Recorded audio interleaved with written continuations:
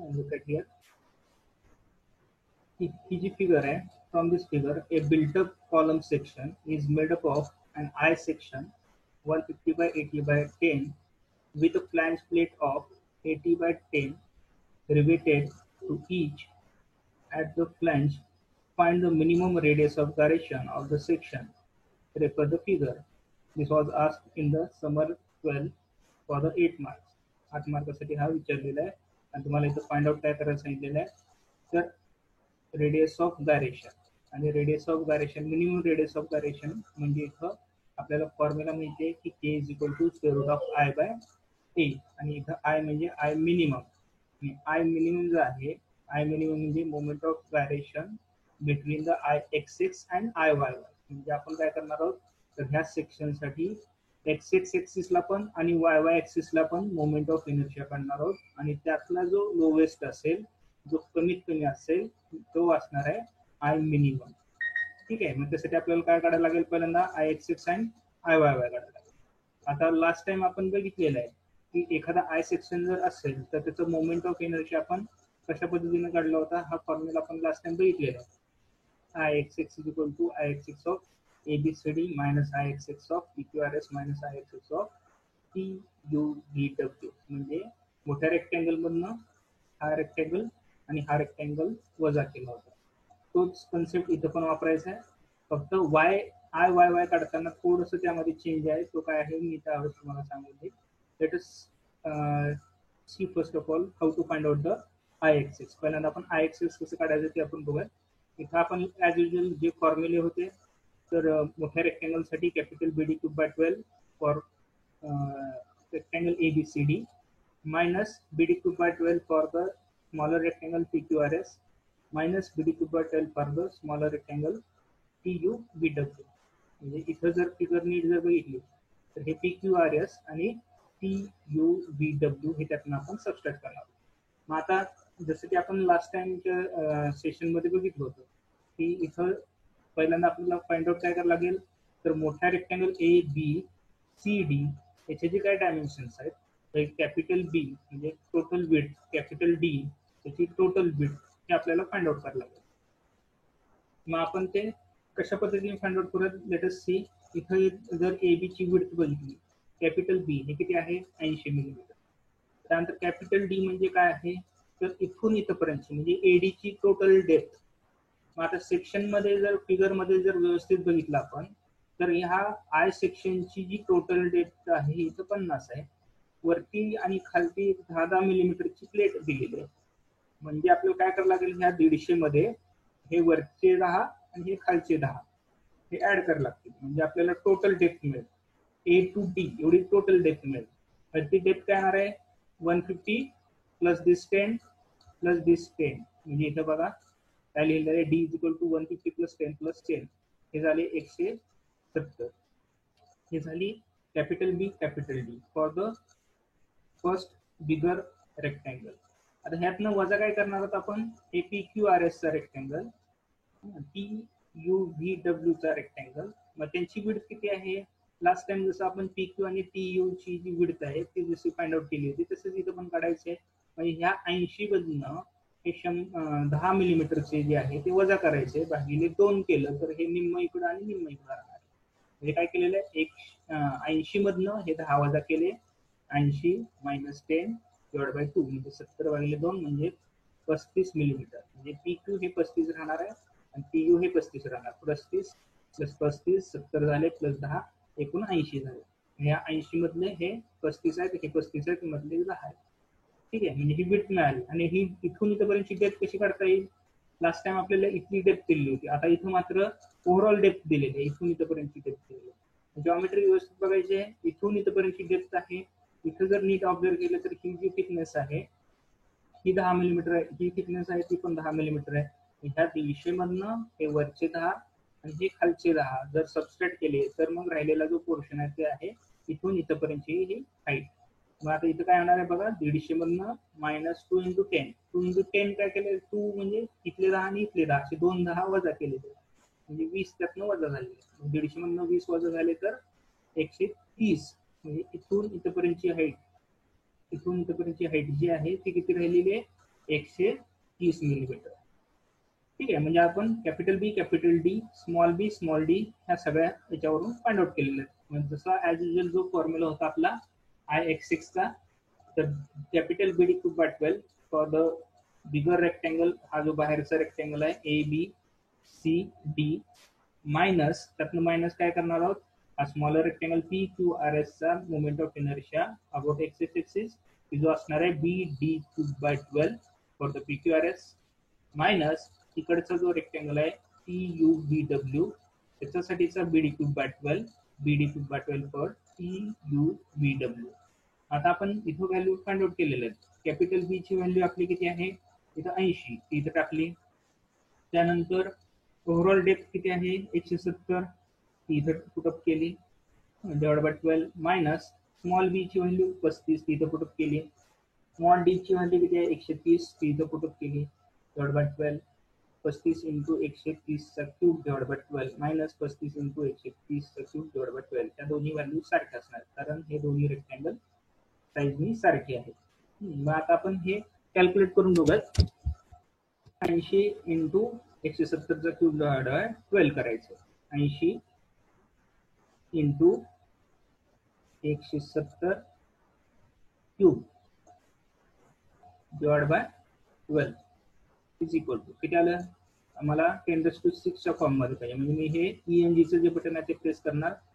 किती आलं बघा 32.75 इंटू 10⁶ आलं इथं 32.75 इंटू 10⁶. त्यानंतर आता मला हे कॅल्क्युलेशन करायचं. त्यासाठी मी परत एकदा काय आहे इथं 35 इंटू 130, 35 इंटू 130 रेस्ट क्यूब झालं हे डिवाइड बाय 12. इथे पण व्हॅल्यू मला 10⁶ मध्ये पाहिजे. मी ENG प्रेस करणार तर 6.40 इंटू 10⁶ आलं सेम आन्सर. आता ही व्हॅल्यू आणि ही व्हॅल्यू सारखी असल्यामुळे ही व्हॅल्यू रिपीटच होणार. आता या तिन्ही केस मधनं मी काय करतोय 10⁶ ची जी व्हॅल्यू आहे तर ती मी कॉमन ठेवणार आहे बाहेर. म्हणजे फक्त पुढच्या ज्या टर्म्स आहेत ते मी एकत्र करून सॉल्व्ह करणार आहे. म्हणजे 32.75 वजा 6.407 मायनस 6.407 मी करणार. मला जे काय आन्सर मिळते हे पुढचं मिळेल. 10⁶ ह्या सगळ्यातनं मी कॉमन बाहेर काढतोय.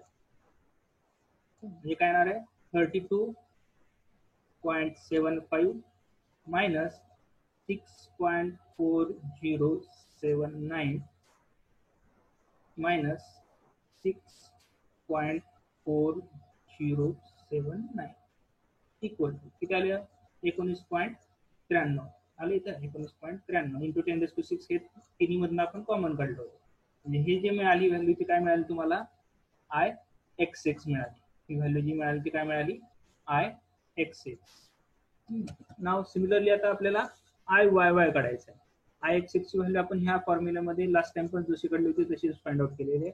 आता बदल काय होतोय तो आपण IYY मध्ये होतोय. लेटेस्ट काय चेंज होतोय तर IYY साठी काढताना काय केलेलं आहे तर मगाशी आपण मोठा रेक्टेंगल मधनं हे दोन रेक्टेंगल वजा केले होते. आता तसं न करता हा इथून एवढा जो वरचा जो पोर्शन आहे तो एक रेक्टेंगल आहे, त्याला नाव दिलेलं आहे रेक्टेंगल नंबर 1. ही जी व्हर्टिकल वेब आहे तिला नाव दिलेलं आहे रेक्टेंगल नंबर 2. ही जी खाली जी रेक्टेंगल आहे तिला नाव दिलेलं आहे रेक्टेंगल नंबर 3. ठीक आहे, हा जो वरचा पोर्शन आहे तो रेक्टेंगल 1 आहे. इथून हा जो वेब आहे त्याचं नाव आहे रेक्टेंगल नंबर 2 आणि हा जो खाली BUP हा एक रेक्टेंगल होईल. त्यानंतर TWRQ हा एक रेक्टेंगल होईल. SVCD हा तिसरा रेक्टेंगल होईल. आता आपण लास्ट टाइम बघितलेलं आहे की एखादा रेक्टेंगल जर असेल तर त्याचा YY ऍक्सिसच्या अबाउट मोमेंट ऑफ इनर्शिया काय असतो फॉर्म्युला आपल्याला थोडासा चेंज होतो. जिथं B असतं तिथं D होतं आणि जिथं D आहे तिथं B होतं. बरोबर आहे. मग आता आपण पहिला जर रेक्टेंगल पकडला हा तर त्याच्यासाठी फॉर्म्युला काय होणार आहे IX6 च्या ठिकाणी आता YY काढायचं आपल्याला. IYY is equal to IYY1 म्हणजे हा वरचा रेक्टेंगल. त्यानंतर IYY2 म्हणजे हा वेब आणि IYY3 म्हणजे हा खालचा प्लॅनचा पोर्शन जो आहे तो. आय वाय वाय 3 असणार. मग आता फॉर्म्युला काय होणार आहे, जिथं आपण बी डी क्यूब बाय 12 होतं तिथं आता इथं काय होणार आहे, ज्यावेळेस वाय वाय ऍक्सिसच्या अबाउट आपल्याला मुवमेंट ऑफ इनर्शिया काढायचा असतो त्यावेळेस आपण काय करणार आहोत, तर D B cube by 12, D B cube by 12 for the first rectangle, rectangle म्हणजे हा वरचा. त्यानंतर D B cube by 12 for the second rectangle म्हणजे हा वेब. परत एकदा D B cube by 12 for the third one म्हणजे हा खालचा जो फ्लॅंज आहे तो. आता ह्याच्यामध्ये फक्त काय करायचं, सिम्पली ह्या जॉमेट्री व्यवस्थित बघून त्याच्यानुसार त्याच्या व्हॅल्यूज आपल्याला पुटअप करायचे. मग आता इथं बघा, पहिला रेक्टँगल जो आहे त्याची विड्थ किती आहे, इथून इथपर्यंतची विड्थ आहे 80, आणि ह्याची डेप्थ किती आहे, इथून इथपर्यंत मोजायची. ही डेप्थ किती होणार आहे, 10 + 10 असे 20 होणार आहे. म्हणजे आपल्याला याची डेप्थ 20 आहे, डेप्थ 20 आहे म्हणजे डी ची व्हॅल्यू इथं आपल्याकडे 20 आहे. म्हणून मी इथं काय करणार आहे, या डी च्या ठिकाणी 20 टाकणार. आणि याची विड्थ किती आहे आपल्याकडे 80 आहे, 80 ची व्हॅल्यू मी इथे टाकणार आहे बी मध्ये. ती किती झाली, 80 चा क्यूब म्हणजे डी बी क्यूब म्हणजे 20 × 80 चा क्यूब डिवाइड बाय 12. हा झाला पहिल्या रेक्टँगल साठी. त्यानंतर वेब साठी. आता इथं जर आपण नीट ऑब्झर्व केलं तर इथून इथपर्यंतची जी डेप्थ आहे ती किती असणार आहे, तर ह्या 50 मधनं हे वरचे 10 आणि हे खालचे 10 जर वजा केले तर इथून इथपर्यंतची जी डेप्थ आहे ती असणार आहे 130. आणि ही जी विड्थ आहे त्या वेबची तर ती किती आहे 10, म्हणजे बी ची व्हॅल्यू 10 आहे, डी ची व्हॅल्यू 130 आहे. ह्या दोन्ही व्हॅल्यू जर ह्या फॉर्म्युल्यामध्ये आपल्याला पुटअप करायचे असतील तर डी ची व्हॅल्यू 130 आहे, बी ची व्हॅल्यू 10 आहे, 130 × 10 चा क्यूब डिवाइड बाय 12. कारण फॉर्म्युला इथे चेंज काय झालेला आहे, डी बी क्यूब झालेला आहे. डी काय आहे इथं, तर ह्या वेबसाठी डेप्थ जी आहे ती इथून इथपर्यंतची 130 आहे. 130 × त्याची जी विड्थ आहे ती किती आहे 10 आहे. 130 × 10 चा क्यूब डिवाइड बाय 12. आता हे झालं दुसऱ्या रेक्टेंगल साठी. त्यानंतर तिसरा जो सेक्शन आहे हा खालचा बॉटमचा फ्लॅंज, त्याचा पण परत डी बी क्यूब बाय 12. आता इथून इथपर्यंतची जी आहे ती म्हणजे विड्थ आहे बी आहे ती आहे 80 आणि डेप्थ आहे ती आहे 20. जसं वरच्या फ्लॅंजचं होतं तसंच येणार आहे. म्हणजे डी ची व्हॅल्यू किती आहे, डी आहे हे 20, कुठले हे 10 10 हे 20 ते आपण इथं पुटअप केले. आणि याची विड्थ ही 80, ही 80 इथं पुटअप केली 80 चा क्यूब म्हणजे 20 × 80 चा क्यूब डिवाइड बाय 12. आता ह्या सगळ्या व्हॅल्यू इथं पुटअप केलेल्या आहेत. आपल्याला सिम्पली फक्त काय करायचं, आता कॅल्क्युलेशन करून घेतो. 80 cube divide by 12, 20 × 80 cube divide by 12 is equal to किती आलं, परत म्हणजे प्रेस करणार किती आलं. आता इथं व्हॅल्यू 10⁻³ च्या फॉर्म मध्ये. ठीक आहे, काय हरकत नाही, आपण 10⁻³ च्या फॉर्म मध्ये किंवा आपल्याला जर जे सोयीस्कर वाटेल त्या पद्धतीने तुम्ही घेऊ शकता. पण ठीक आहे, आपण इथं 10⁻³ च्या फॉर्म मध्ये लिहूयात. किती आहे 853.33 × 10⁻³ 853.33 × 10⁻³ हे पहिली व्हॅल्यू मिळाली. ही व्हॅल्यू आणि ही शेवटची व्हॅल्यू जी आहे ती सारखी असणार आहे. कारण का, तर वरचं फ्लॅंज आणि खालची फ्लॅंज यांची डायमेन्शन हे सारखे आहेत, त्यांचे डी बी क्यूब बाय 12 हे दोन्ही पण सारखे आहेत. इथं 20 आणि इथं 80, इथं 20 आणि इथं 80 आहेत, सेम, त्या दोन्ही व्हॅल्यू सेम येणार आहेत. त्यानंतर राहिला काय मधला पोर्शन हा, तो आपण सॉल्व्ह करत 130 × 10⁻³ डिवाइड बाय 12 इक्वल टू किती येतं, परत येतं म्हणजे प्रेस करा 10.83 × 10⁻³, 10.83 × 10⁻³. मग आता इथं काय करणार आहे, इथं सगळ्या व्हॅल्यू ज्या आहेत त्या 10⁻³ च्या फॉर्म मध्ये. मग मी काय करतो, ह्या सगळ्यामधनं 10⁻³ जे आहे ते कॉमन ठेवतो आणि हे जे बाकीचा जो पोर्शन आहे त्यांची ऍडिशन करतो.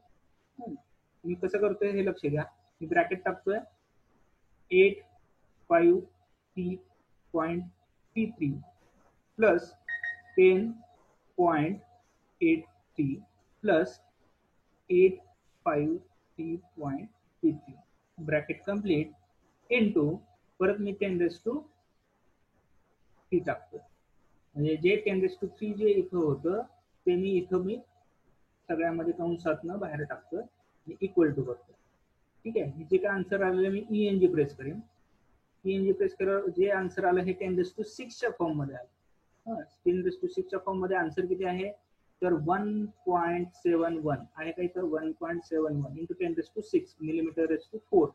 कारण का तर आपण मगाशी जे y ची जी व्हॅल्यू काढली होती ती पण 10⁶ फॉर्म मध्ये काढली होती आणि x ची पण 10⁶ फॉर्म मध्ये काढली. मग कंपॅरिझनला आपल्याला x मोठा आहे का y मोठा आहे हे आपल्याला ठरवायला लागेल आणि त्याच्यावरनं आपल्याला I मिनिमम ठरवायचं. ठीक आहे, आता ही व्हॅल्यू लक्षात ठेवा किती आहे 1.71 इंटू 10⁶ आहे. कुठली y ची व्हॅल्यू आणि x ची व्हॅल्यू आपण बघूयात. x ची व्हॅल्यू किती आली होती 19.93 इंटू 10⁶. म्हणजे ही व्हॅल्यू x ची व्हॅल्यू मोठी आहे कोणापेक्षा y पेक्षा. म्हणजे काय होणार आहे as y is less than x. म्हणजे तुमचा I मिनिमम कुठला झाला तर y झाला. म्हणजे तुम्हाला I मिनिमम ची व्हॅल्यू कुठली झाली तर y ची value he I minimum value झाली. कमीत कमी दोन्ही मधलं कमीत कमी कुठलं आहे तर y हे कमीत कमी आहे. म्हणजे तुमची I मिनिमम ची व्हॅल्यू किती झाली तर 1.717 इंटू 10⁶ mm²4. ठीक आहे, ही जी आहे ती y ची व्हॅल्यू झाली. त्यानंतर आता एरिया आपल्या फॉर्म्युला काय आहे रेडियस ऑफ गायरेशनचा तर square root of I minimum divided by A. मग I मिनिमम तर मिळाला. A म्हणजे काय तर टोटल ह्या फिगरचा एरिया. मग आता इथं फिगरचा एरिया म्हणजे हे जे फिगर नंबर 1 आहे, फिगर नंबर 2 आहे आणि फिगर नंबर 3 आहे त्यांचा एरिया. फिगर नंबर 1 चा एरिया काय असणार आहे हे 80 गुणिले हे 20. 80 गुणिले 20 प्लस आता ह्याची एरिया काय असणार आहे 10 अशी विड्थ आहे ती 10 आणि इथून इथपर्यंतची डेप्थ आहे ती 130. हे 10 गुणिले 130 प्लस हे खालचे पण सेम 80 गुणिले ही थिकनेस आहे ती 20. 80 गुणिले 20 हे सगळ्यांचं कॅल्क्युलेशन जर केलं तर मिळालेला एरिया किती आहे 4500 mm².